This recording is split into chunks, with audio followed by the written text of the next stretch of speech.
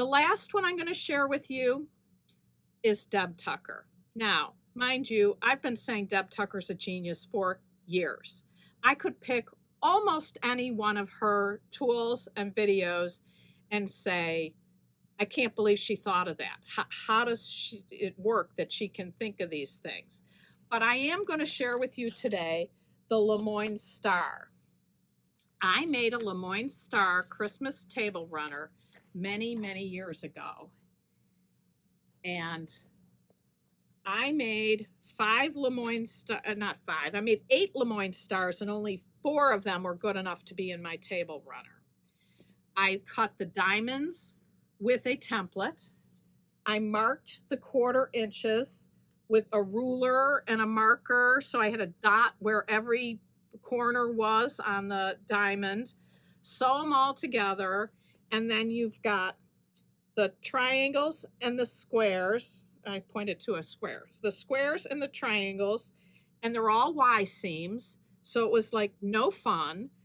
Still love the table runner, still goes on my table at Christmas time, but the method of construction was not good.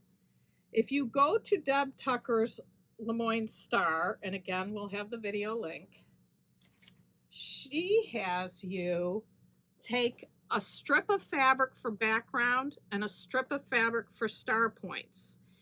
And you sew them together, and then you cut with the 45-degree angle to get the 8-pointed star. Now, what's interesting about this is there's 2 pieces here instead of a solid square. There's 2 pieces for the triangles. And I don't mind that there's an extra seam. I actually like that you can have 2 different backgrounds if you want. You could have 1 background if you want. It's entirely up to you. It's your quilt. But when I look at this, how easy this was to do, there's no Y seams. The center meets perfectly. It just went together so much faster, so much easier. And the way it's constructed of how she has you cut your pieces, and then the leftover piece becomes these side triangles. Again, genius.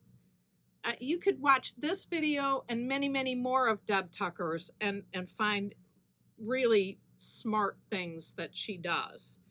So I hope if you decide to make a Lemoyne Star, you do it the easy Deb Tucker way instead of the hard set-in triangles, set-in squares template method that I did years ago. That's today's episode. Please like, share, and subscribe. And until next time, happy sewing.